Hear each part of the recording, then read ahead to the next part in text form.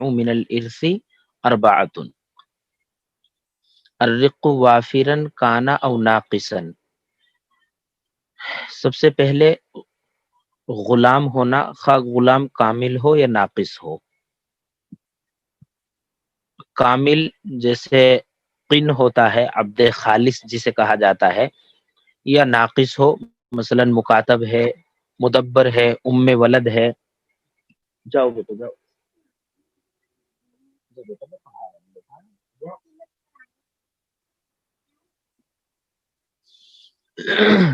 عبد خالص، مکاتب، مدبر یا ام ولد، یا اسی طرح معتق الباز، تمام جو ہے اس میں داخل ہو جائیں گے. اس لیے کہ معتق الباز جو ہے، جس کا بعض حصہ آزاد کیا گیا ہو، وہ بھی غلام ہی کے حکم میں ہے. راجح قول اس سلسلے میں یہی ہے. تو سب سے پہلا جو ہے معنی ارث جو ہے وہ غلام ہونا ہے. غلام کو وراثت کیوں نہیں ملتی؟ اس لیے کہ اس کا جو مال ہوتا ہے وہ اس کے آقا کا ہوتا ہے. غلام کے پاس جو کچھ ہو وہ سب اس کے آقا کا ہے. تو اگر غلام کو وراثت دی جائے تو گویا اس کے آقا کو وراثت دی جا رہی ہے، اور آقا اس کا رشتہ دار نہیں ہے. تو بغیر کسی شرعی وجہ کے غیر وارث کو وراثت دینا یہ تو بالاجماع باطل ہے، درست نہیں ہے. اس لیے غلام کو وراثت نہیں دی جائے گی. تو کبھی ایسا ہوتا ہے، یعنی وراثت کا سبب تو موجود ہے، وراثت تو اسے ملنی چاہیے جب سبب پایا جا رہا ہے، لیکن اپنی ذات میں کوئی ایسا وصف وہ لیے ہوئے ہے جس کی وجہ سے وہ وراثت سے محروم ہو رہا ہے. اس کی ذات میں کوئی ایسا وصف ہے جس کی وجہ سے وہ وراثت سے محروم ہے، لہذا غلام کو وراثت نہیں ملے گی.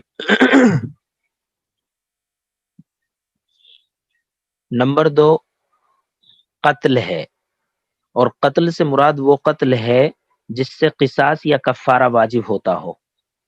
قتل سے مراد وہ قتل ہے جس سے قصاص یا کفارہ واجب ہوتا ہو. قتل کی جو ہے 5 قسمیں بیان کی جاتی ہیں. پہلی قسم ہے قتل عمد، اور قتل شبہ عمد دوسری، اور پھر قتل خطا، پھر قتل شبہ خطا، اور قتل بالسبب.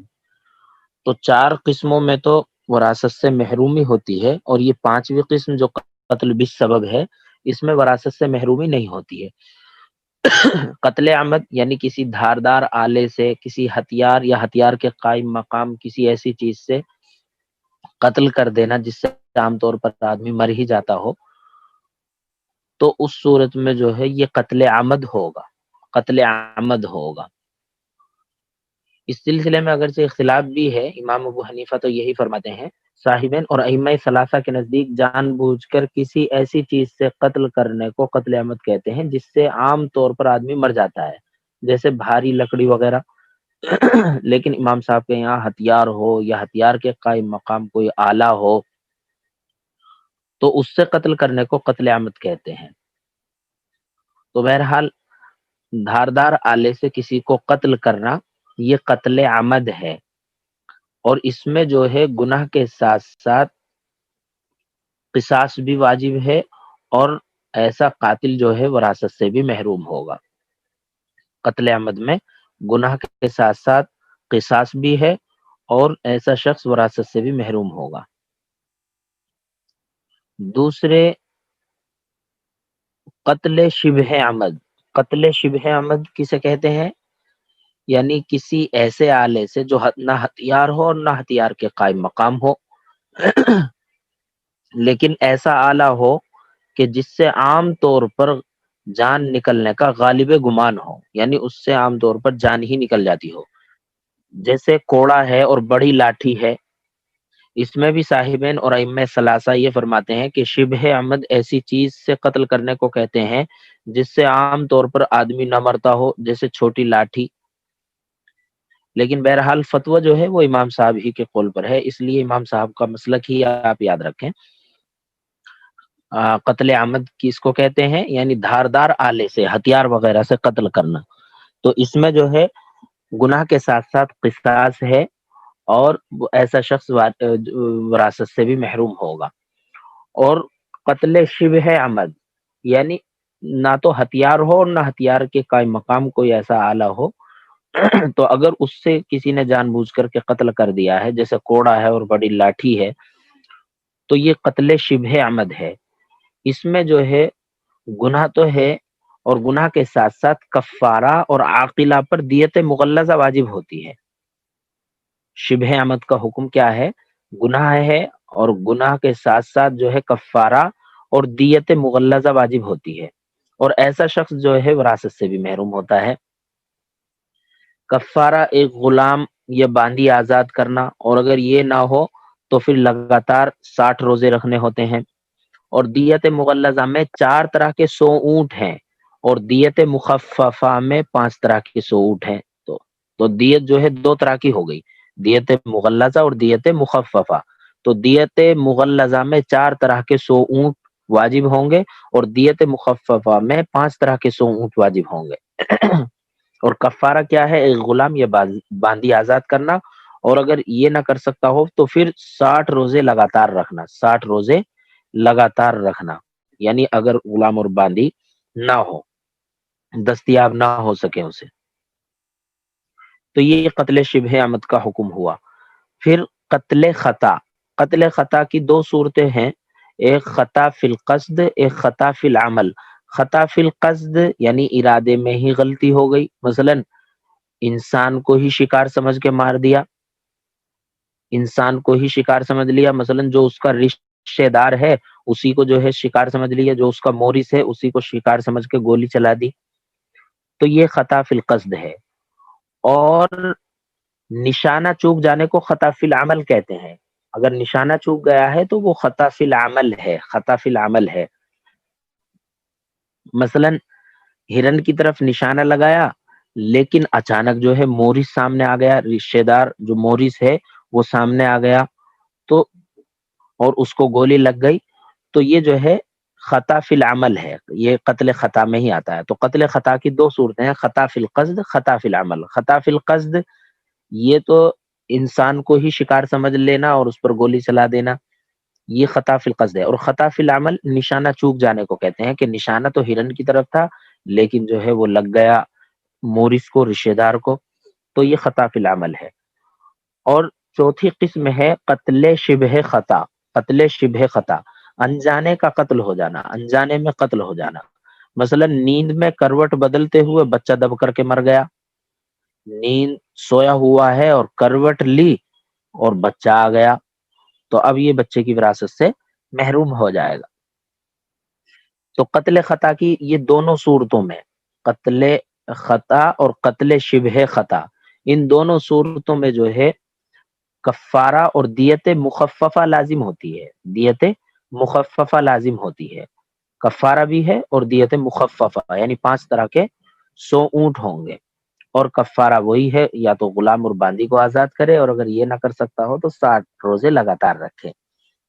تو قتل کی ان دونوں قسموں میں، یعنی قتل خطا اور قتل شبہ خطا میں کفارہ ہے اور دیت مخففہ، اور ایسا قاتل وراثت سے بھی محروم ہوتا ہے۔ اور 5ویں قسم ہے قتل بالسبب، یعنی قتل کا سبب اختیار کرنا،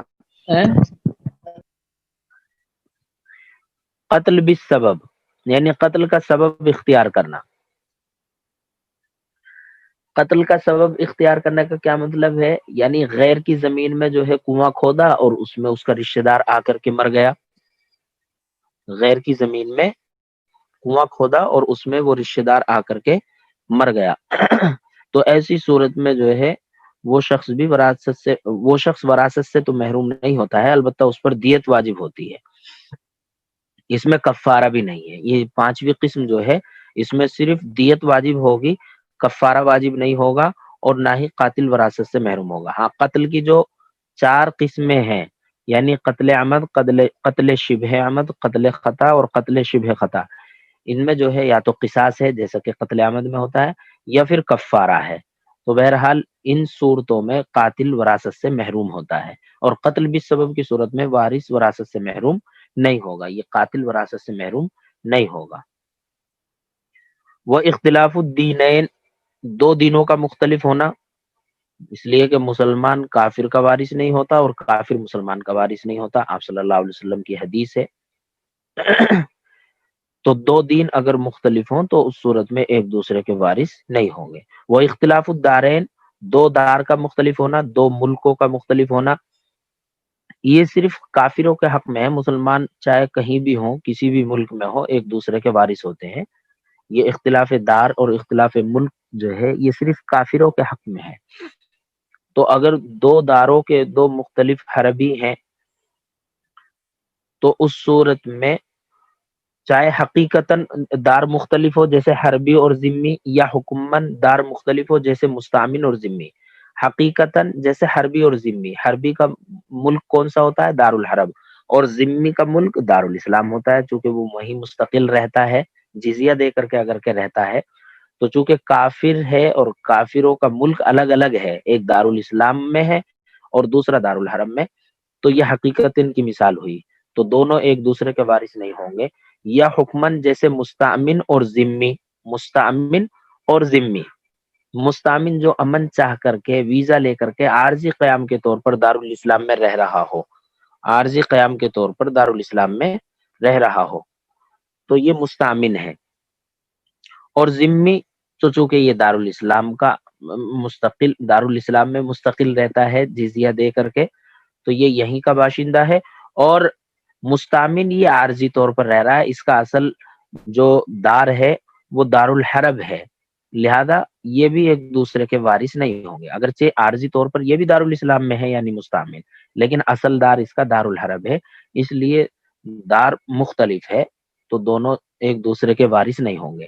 اب الحربی یعنی من دارین مختلفین، یا دو حربی دو مختلف دار کے ہوں، یعنی دو دار الحرب ہے تو ایک الگ ملک میں ہے، ایک اپنے دار الحرم میں اور دوسرا اپنے دار الحرم میں ہیں، دونوں رشتہ دار، تو دونوں ایک دوسرے کے وارث نہیں ہوں گے۔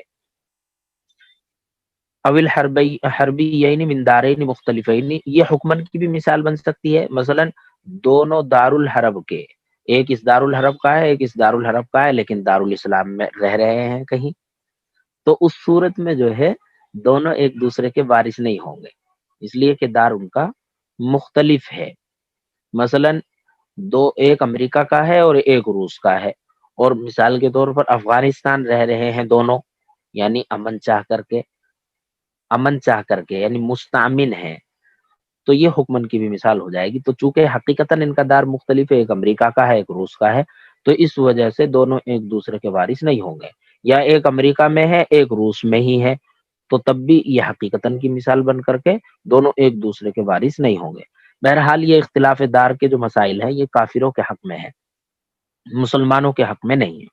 اور اس میں بھی ائمہ ثلاثہ کے یہاں وہ اختلاف دار کو معنی ارث مانتے ہی نہیں ہے، اختلاف دار کو مطلقاً معنی ارث نہیں مانتے ہیں وہ۔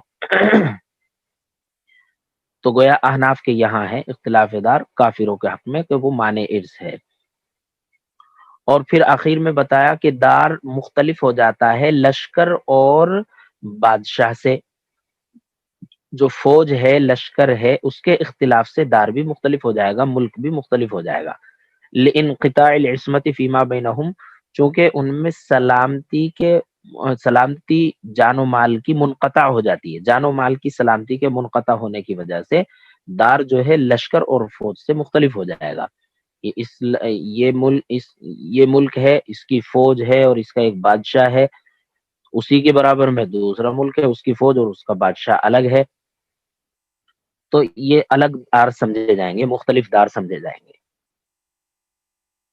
کیونکہ اب یہ دونوں ان کے درمیان جو ہے سلامتی جان اور مال کی ختم ہو جاتی ہے، دونوں ایک دوسرے کے در پہ ہوتے ہیں کہ ہم جو ہے ان پر حملہ کر لیں اور ان پر قابض ہو جائے، تو آپسی جان مال کی سلامتی کی ختم منقطع ہو جانے کی وجہ سے دار جو ہے لشکر اور بادشاہ سے مختلف ہو جاتا ہے، لشکر اور بادشاہ کے مختلف ہونے سے دار بھی مختلف ہو جائے گا۔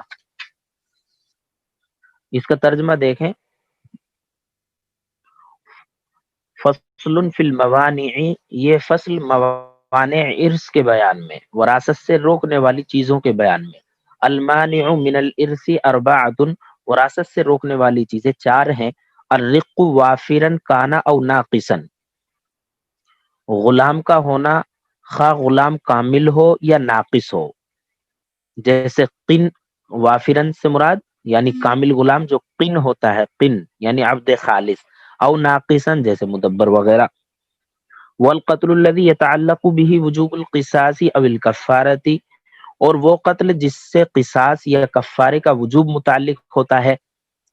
تو یہ 4 قسمیں ہیں: قتل عمد، شبہ عمد، قتل خطا، قتل شبہ خطا. ان میں یا تو قصاص ہے یا پھر کفارہ ہے. تو اس وجہ سے یہ قتل معنی ارث میں سے ہوگا. وہ اختلاف الدینین، دو دینوں کا مختلف ہونا، دو دینوں کا مختلف ہونا، یعنی ایک مسلمان ہے ایک کافر ہے، تو دونوں ایک دوسرے کے وارث نہیں ہوں گے. وہ اختلاف الدارین، اور دو دار کا، دو ملکوں کا مختلف ہونا، اما حقیقتاً کالحربی و ذمی، جیسا کہ یا تو حقیقتاً ہو، یعنی دار جو مختلف ہوتا ہے، یہ اس کی 2 صورتیں انہوں نے بیان کی ہیں، یا تو حقیقتاً ہوگا یا حکمن ہوگا. حقیقتاً کی مثال کالحربی و ذمی، جیسے حربی اور ذمی. او حکمن، یا حکمن ہوگا، حکمن کی مثال کل مستأمن و ذمی، جیسے مستأمن اور ذمی. او الحربیین من دارین مختلفین، یا دو حربی دو مختلف دار کے ہوں. والدار انما تختلف باختلاف المناعۃ والملک، اور دار بلا شبہ مختلف ہو جاتا ہے لشکر اور بادشاہ کے اختلاف سے. منع مانع کی جمع ہے، روکنے والا. تو فوج بھی اور لشکر بھی چونکہ دفاع کرتا ہے، روکنے کا کام کرتے ہیں، تو اس وجہ سے منع کو بھی فوج کہا جاتا ہے، لشکر کہا جاتا ہے. اور دار مختلف ہوتا ہے لشکر اور بادشاہ کے اختلاف سے. لانقطاع العصمت فیما بینہم، ان کے درمیان جانی مالی سلامتی کے منقطع ہونے کی وجہ سے. عصمت سلامتی کو کہا جاتا ہے، حفاظت کو کہا جاتا ہے. تو جانی مالی سلامتی جو ہے ان کے درمیان ختم ہو جاتی ہے، تو اس وجہ سے دار مختلف ہو جائے گا لشکر اور بادشاہ کے مختلف ہونے سے.